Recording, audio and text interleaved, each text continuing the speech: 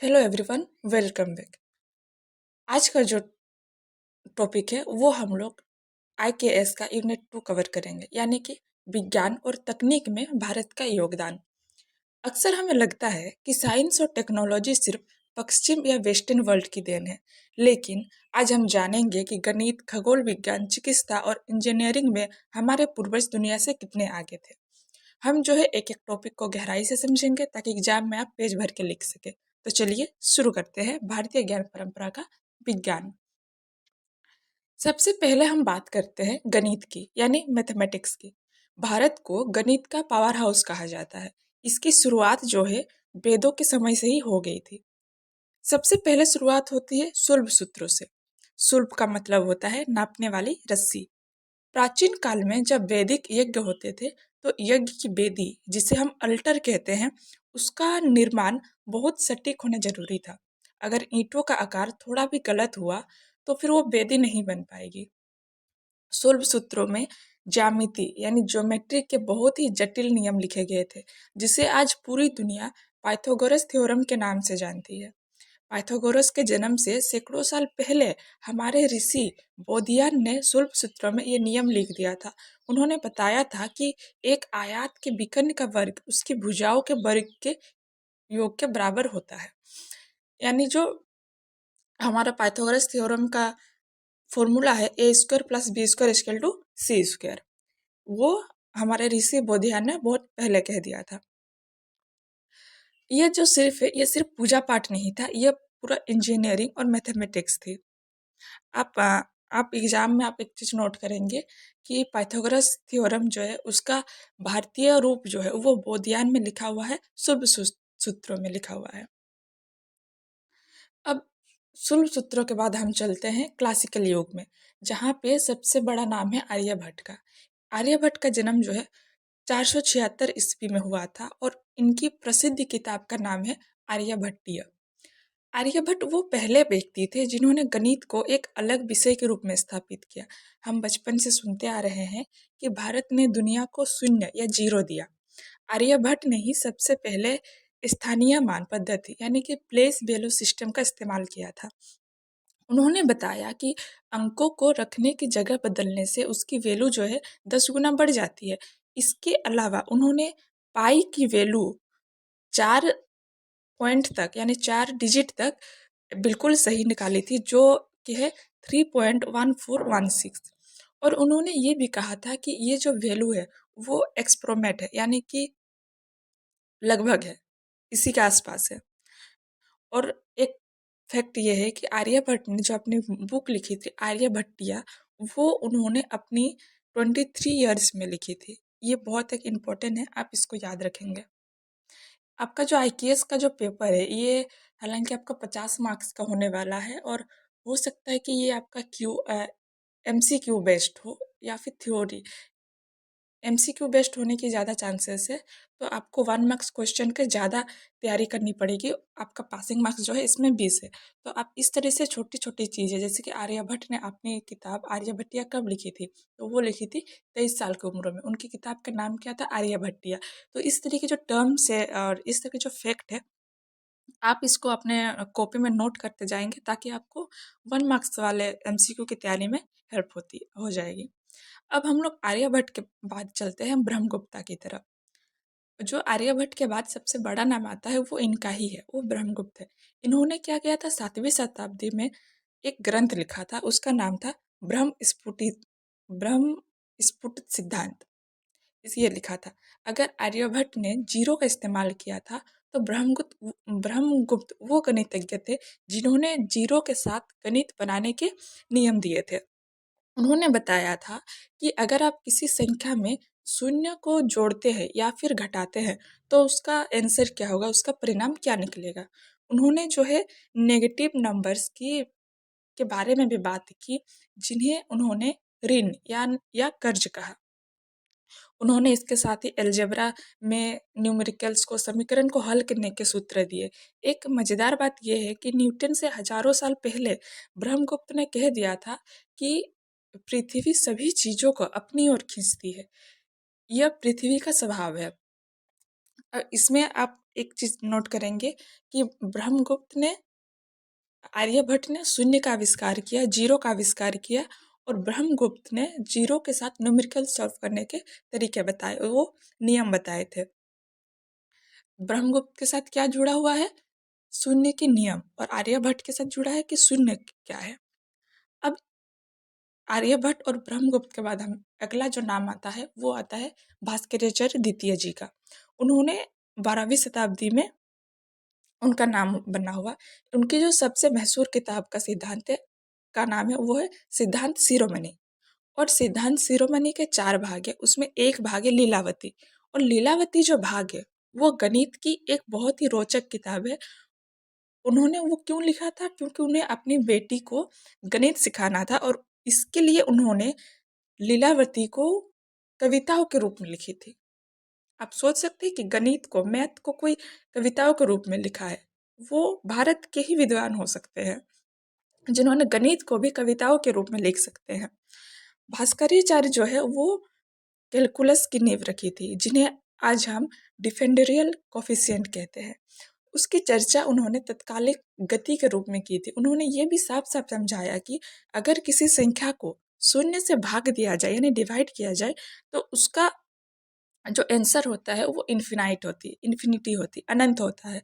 उन्होंने इसे खहर कहा था, खहर कहा था। खगोल विज्ञान में भी उनकी जो गणनाएं जो थी वो बहुत सटीक लगती थी। इस पॉइंट से आप लीलावती को और भास्कर जी का जो कविता का बुक है, गणित की कविताओं का बुक लीलावती, इसे आप जरूर याद रखेंगे। अब हमारा फर्स्ट टॉपिक कंप्लीट होता है, हमने जाना गणित की ओर। और अब हम थोड़ा आगे चलते हैं गणित से निकल के खगोल विज्ञान और ज्योतिष की तरफ, यानी एस्ट्रोनॉमी और एस्ट्रोलॉजी की तरफ, तारों की दुनिया में। प्राचीन भारत में जो है खगोल विज्ञान, जिसे हम एस्ट्रोनॉमी कहते हैं, बहुत ज़्यादा विकसित था। इसका मुख्य उद्देश्य था समय की सही गणना करना और ग्रहों की स्थिति जानना। सबसे इसमें जो प्रमुख ग्रंथ है वो है सूर्य सिद्धांत। ये भारतीय खगोल विज्ञान का प्रमुख ग्रंथ है सूर्य सिद्धांत। यह किसी एक लेखक की किताब नहीं है, बल्कि ये जो है समय के साथ विकसित हुआ ज्ञान है। जब दुनिया को लगता था कि पृथ्वी चपटी है, तब सूर्य सिद्धांत में स्पष्ट रूप से गणना की गई थी कि पृथ्वी गोल है और यह अपनी ही दूरी पर घूमती है, यानी अपने ही सर्किट में घूमती है। इस ग्रंथ में ग्रहण की भविष्यवाणी करने के सटीक तरीके भी बताए गए हैं। चंद्रमा पृथ्वी का चक्कर कितने समय में लगाता है, पृथ्वी सूर्य का चक्कर कितने समय में लगाती है, ये जो सारी कैलकुलेशन है, ये सारी गणनाएं जो है आधुनिक साइंस के बहुत करीब है। इसमें युगों की गणना और समय के बहुत बड़े माप का भी जिक्र किया गया है।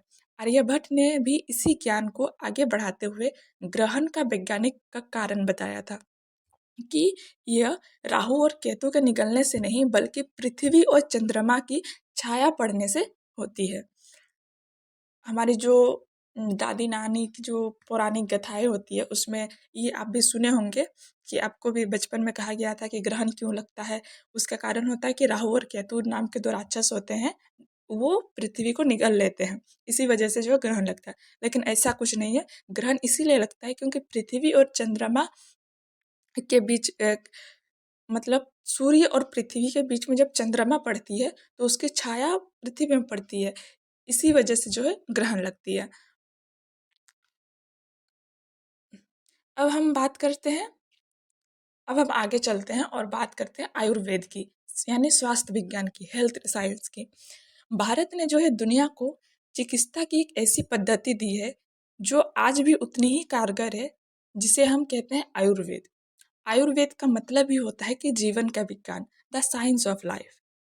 आयुर्वेद का जो बेसिक प्रिंसिपल है वो है कि इलाज से बेहतर बचाव है, यानी कि हमें क्योर करने से पहले उसके प्रिवेंशन पे ज़्यादा ध्यान देना चाहिए, तो हम बीमार ही नहीं होंगे।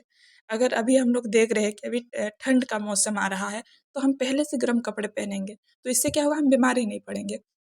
हम देख रहे हैं ये गर्मी का टाइम है, इसमें लू चलने की संभावना है, तो हम वेट क्यों करें कि हमें लू लग जाए।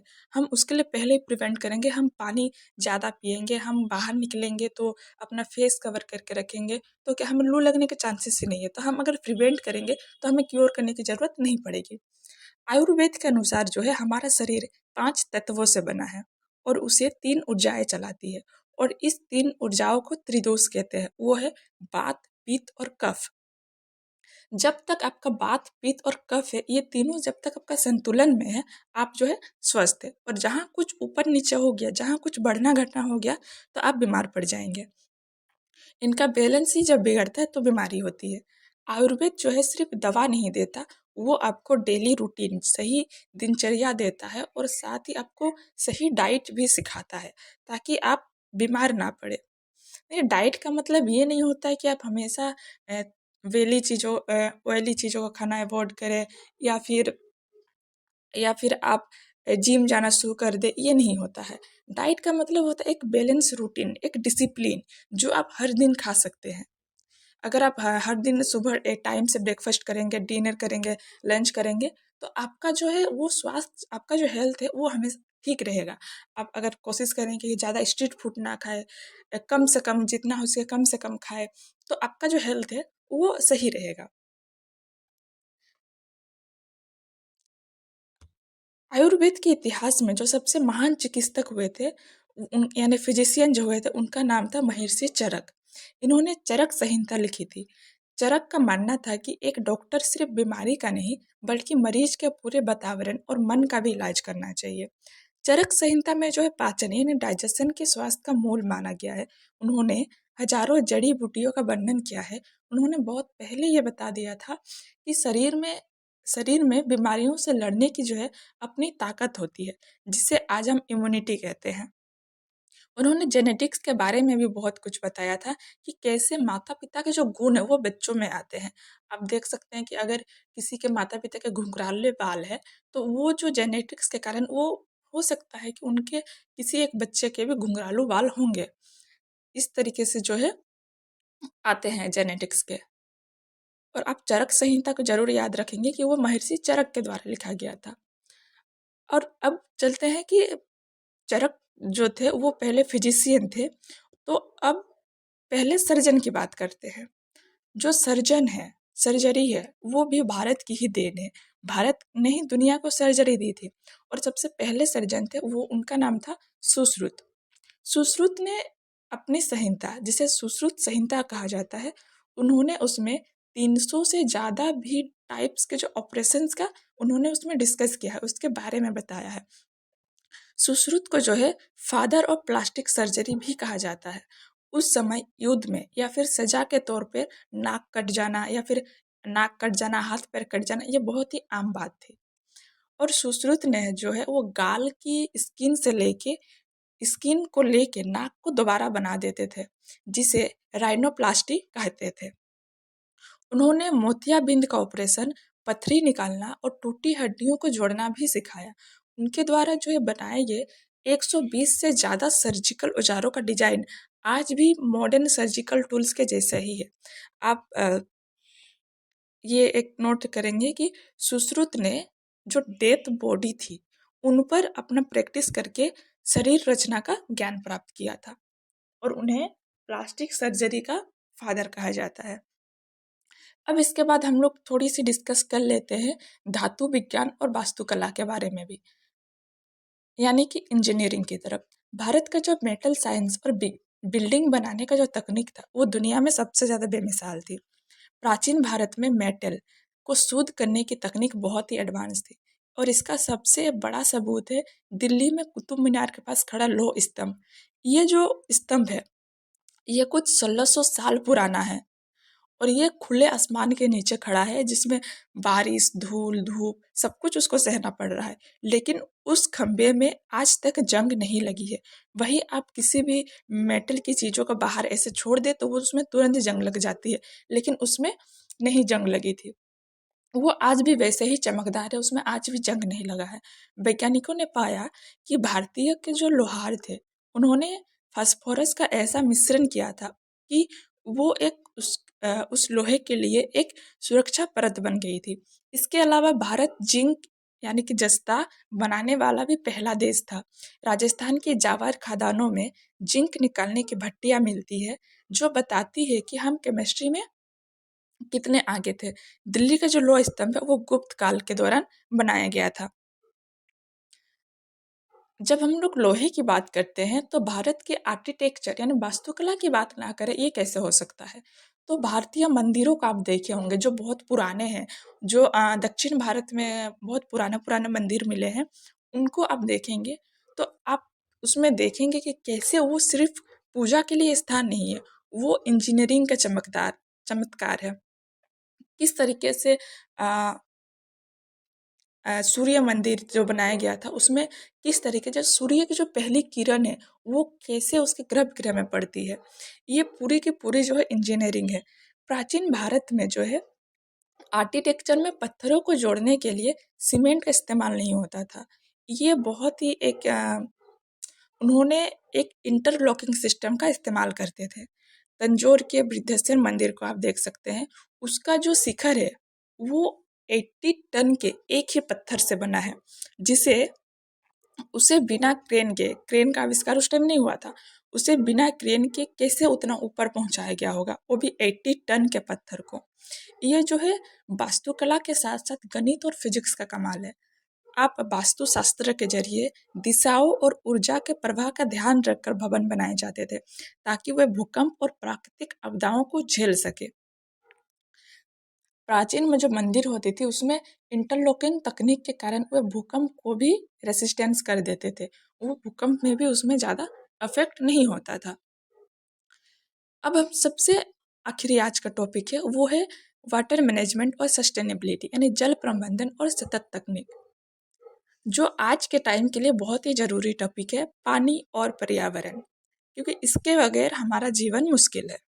हमारे जो पूर्वज थे वो जानते थे कि जल ही जीवन है, इसलिए उन्होंने जल प्रबंधन की बेहतरीन तकनीकों की विकसित की थी। पारंपरिक जल प्रबंधन तकनीक क्या थी? भारत में पानी को बचाने की एक समृद्ध परंपरा रही है। राजस्थान और गुजरात में बावड़ी, स्टेप वेल बनाई जाती थी। ये सिर्फ कुआं नहीं था बल्कि गहरे महल जैसे ढांचे थे, जहाँ पर बारिश का पानी जमा होता था और लोग गर्मियों में वहाँ ठंडक के लिए जाते थे। दक्षिण भारत में बड़े बड़े तालाब और टैंक बनाए गए जो मंदिरों से जुड़े होते थे। सिंधु घाटी सभ्यता में भी हमने देखा कि कैसे हर घर में पानी का निकासी का ड्रेनेज सिस्टम था, और धोलावीरा में रेन वाटर हार्वेस्टिंग का सबूत मिले हैं। यह सिस्टम इतना सटीक था कि एक बूंद भी पानी का बर्बाद नहीं होता था।